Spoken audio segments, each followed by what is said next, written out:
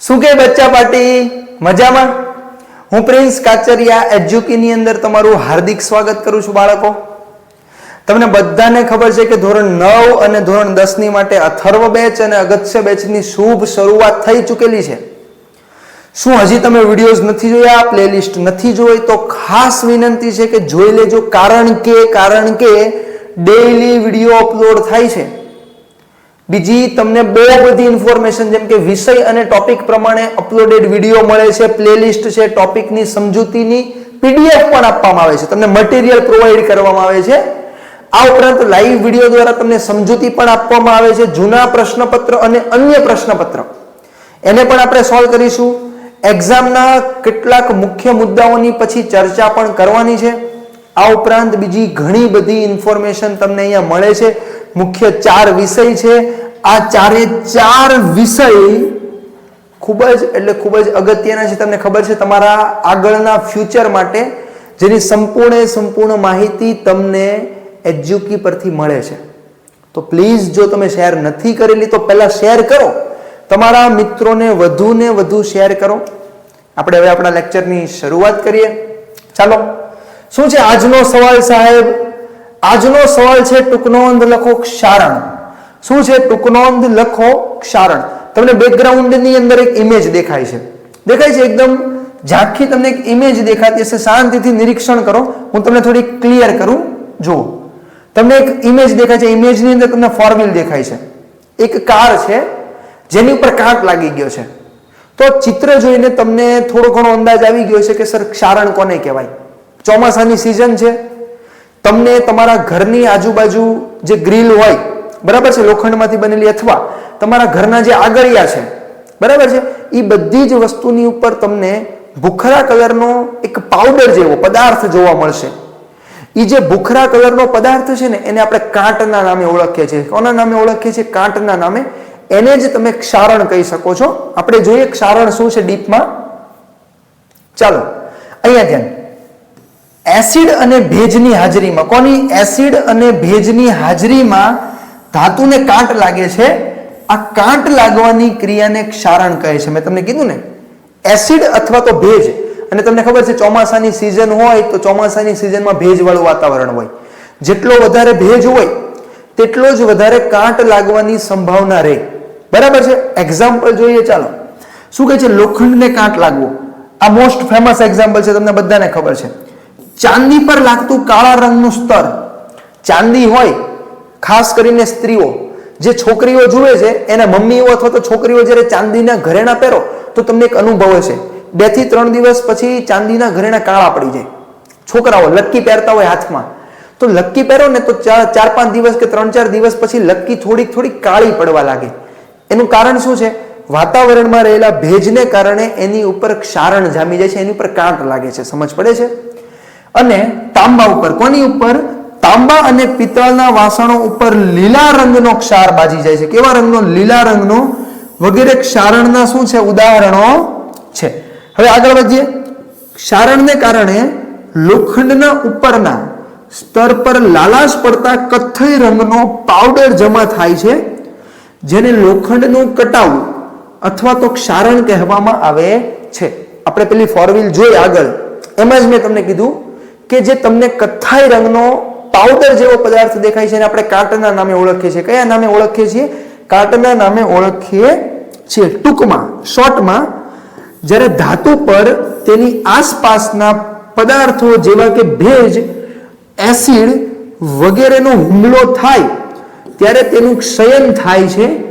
આ પ્રક્રિયાને ક્ષારણ કહેવામાં આવે છે. શું કહેવામાં આવે છે? ક્ષારણ કહેવામાં આવે છે. આગળ વધીએ. ખાસ નોંધ કરજો, ક્ષારણને લીધે લોખંડમાંથી બનતી વસ્તુઓ જેવી કે કારના ભાગો, પુલ, લોખંડની રેલિંગ, જહાજ વગેરેને નુકસાન થાય છે. આથી કાંટયુક્ત લોખંડને બદલવા વધારે ખર્ચ થાય છે. બહુ અગત્યનો પ્રશ્ન છે અને થોડોક સિરિયસ મેટર છે. શાંતિથી સાંભળજો, સ્કીપ નહીં કરતા, કારણ કે આ એક ભારતના ભવિષ્યની વાત છે. હું તમને એક સવાલ પૂછવા માંગુ છું બાળકો. એક વખત વિચારો કે આ પૃથ્વીના ખોદકામ કરતા સમયે આપણને ઘણી બધી ધાતુઓ મળેલી છે. હવે સૌથી વધારે પૃથ્વી પર કઈ ધાતુ મળે છે? સૌથી હાઈએસ્ટ? કોમેન્ટમાં લખો. ખાસ આ બહુ અગત્યની વસ્તુ છે, સ્કીપ નહીં કરતા. હજી કહું છું, જાણવી જરૂરી છે, એક્સ્ટ્રા નોલેજ છે, જાણજો. સૌથી વધારે તમને કઈ ધાતુ મળી આવે છે સર? તો કે યાદ રાખજો, સૌથી વધારે એલ્યુમિનિયમ મળે છે. ફર્સ્ટ નંબર પર એલ્યુમિનિયમ મળે છે અને સેકન્ડ નંબર ઉપર લોખંડ મળે છે. તો સૌથી વધારે કઈ વેચાય છે, એલ્યુમિનિયમ કે લોખંડ? સ્વાભાવિક છે સર, જો એલ્યુમિનિયમ સૌથી વધારે મળતી હોય તો એ જ વેચાશે ને. પણ નહીં, સૌથી વધારે છે ને લોખંડ વેચાય છે. એનું કારણ એવું છે કે લોખંડ પ્રમાણમાં સસ્તું છે. શું છે? લોખંડ પ્રમાણમાં સસ્તું છે, એલ્યુમિનિયમ પ્રમાણમાં મોંઘું છે. એક ઉદાહરણ આપું, તમે દુકાને જઈને ક્યારે એવું કીધું કે મને આટલા કિલો મારી પાસે એલ્યુમિનિયમ છે, કેટલા ભાવમાં લેશો? એલ્યુમિનિયમ કિલોના ભાવમાં ન વેચાય, લોખંડ કિલોના ભાવમાં વેચાય. ખબર પડે છે? કોઈ પણ ભંગારની અંદર તમે લોખંડની વસ્તુ વેચવા જાઓ તો એ તમને કિલોના ભાવમાં આપશે અથવા કિલોના ભાવમાં લઈ લેશે, પણ એલ્યુમિનિયમ કિલોના ભાવમાં કોઈ નહીં લે ભંગારવાળો. સમજ પડે છે? એલ્યુમિનિયમ મોંઘી વસ્તુ છે, જ્યારે લોખંડ સસ્તી વસ્તુ છે. પણ એક મોટો પ્રશ્ન શું છે ખબર? દર વર્ષે ભારતની અંદર લગભગ હજારો ટન લોખંડ કટાય છે. અને આટલું બધું લોખંડ જો કટાય તો ભારત દેશને દર વર્ષે લાખો અને કરોડો રૂપિયાના ખર્ચા થાય છે. સમજ પડે છે? અને આટલો બધો પૈસો જો વેડફાઈ જતો હોય તો એક મોટો ક્વેશ્ચન માર્ક છે કે આનું સોલ્યુશન કાઢવું પડે. કારણ કે પૈસા કઈ ઝાડ ઉપર તો ઉગતા નથી, એની માટે મહેનત કરવી પડે છે. તો જો એક સાથે દર વર્ષે કરોડો રૂપિયા ખાલી લોખંડની પાછળ ખર્ચાઈ જતા હોય તો એક મોટો પ્રશ્ન તો છે જ આપણી માટે. તો આપણે લોખંડને કાટ લાગતો અટકાવવો પડે. અને આ લોખંડને કાટ લાગતો અટકાવવા માટે આપણે શું કરી શકીએ? મેં તમને કીધું મોટો ક્વેશ્ચન માર્ક છે અને આનો ઉપાય પણ આપણી પાસે છે. ચલો જોઈએ શું છે. લોખંડ ઉપર કાટ લાગતો અટકાવવા માટે તેની ઉપર રંગ કરવામાં આવે છે. શું કરવામાં આવે છે? રંગ. એક શાંતિથી વસ્તુ સમજજો. તમારી પાસે એક લોખંડનો ટુકડો છે. શું છે તમારી પાસે? એક લોખંડનો ટુકડો છે. હવે આ લોખંડના ટુકડાની ઉપર તમે રંગ કરી નાખો. આવી રીતે કોઈ પણ કલરનો રંગ કરી નાખો. જેમ કે આપણને ગ્રીલ દેખાતી હોય, બરાબર છે? તો ગ્રીલની ઉપર શું હોય છે બાળકો? કાળા રંગનો રંગ કરેલો હોય છે. કેવા રંગનો? કાળા રંગનો. આવી રીતે તમારે લોખંડના ટુકડાની ઉપર શું કરી નાખવાનો છે? રંગ કરી નાખવાનો છે. એને કારણે શું થશે ખબર? આ જે ભાગ છે ને, આ ભાગ એ લોખંડ છે, એની ઉપર રંગ આવી ગયો. એટલે હવામાં હવે ગમે એટલો ઓક્સિજન હોય, ગમે એટલો ભેજ હોય, હવે ઈ ભેજ કે ઈ ઓક્સિજન પહેલા કોના સંપર્કમાં આવશે? રંગના. લોખંડના સંપર્કમાં નહીં આવે. જો એ લોખંડના સંપર્કમાં નહીં આવે તો લોખંડને કાટ પણ નહીં લાગે. જેમ આપણે શિયાળાની અંદર સ્વેટર પહેરીએ છીએ ઠંડીથી બચવા માટે. કારણ કે તમે સ્વેટર પહેરો તો ઠંડી હવા તમારા શરીરના સંપર્કમાં નથી આવતી. જો ઠંડી હવા તમારા શરીરના સંપર્કમાં નહીં આવે તો તમને ઠંડી પણ નહીં લાગે. સમજ પડે છે? હવે બીજો ઉપાય, અથવા લોખંડ કરતા વધુ સક્રિય એટલે કે ક્રિયાશીલ, વધારે ક્રિયાશીલ ધાતુ ઝીંકનું તેની ઉપર પડ લગાડવામાં આવે છે અને આવા લોખંડને ગેલ્વેનાઇઝ્ડ લોખંડ કહે છે. ભાઈ સાંભળજે, મોસ્ટ અને મોસ્ટ આઈએમપી સવાલ તમારા ધોરણ 10 2024 જે પરીક્ષા થશે 2025 ના માર્ચ મહિનામાં, ફેબ્રુઆરી મહિનામાં, એમાં પૂછાવાની સંભાવના 100% છે. હજી કહું છું, નોટ કરી લેજો. આ પ્રશ્ન પૂછાવાની સંભાવના 100% છે. મોસ્ટ આઈએમપી પ્રશ્ન છે સર, ગેલ્વેનાઇઝેશન એટલે શું? ગેલ્વેનાઇઝેશન એટલે શું? ગેલ્વેનાઇઝેશન નો મતલબ શું થાય છે? લોખંડની ઉપર ઝીંક ધાતુનું આવરણ ચડાવવાની પ્રક્રિયા. કોની ઉપર? લોખંડની વસ્તુ ઉપર ઝીંક ધાતુનું આવરણ ચડાવવાની પ્રક્રિયાને ગેલ્વેનાઇઝેશન કહે છે. અને આવા લોખંડને શું કહેવાય ખબર? ગેલ્વેનાઇઝ્ડ આયન. શું કહેવાય? ગેલ્વેનાઇઝ્ડ આયન કહેવામાં આવે છે. સમજ પડે છે બાળકો?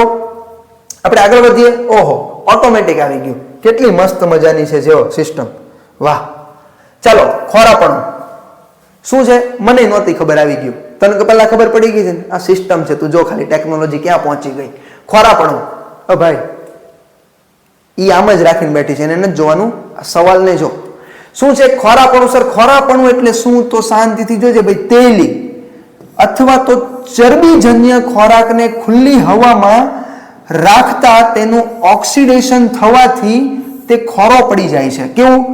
તમારી પાસે તૈલી પદાર્થ છે અને સાહેબ આ દુનિયાની અંદર અત્યારમાં ખબર છે તેલવાળી વસ્તુ ચાલે જ છે, બધા તેલવાળી વસ્તુ જીક બોલાવે છે, કઈ જોતા જ નથી.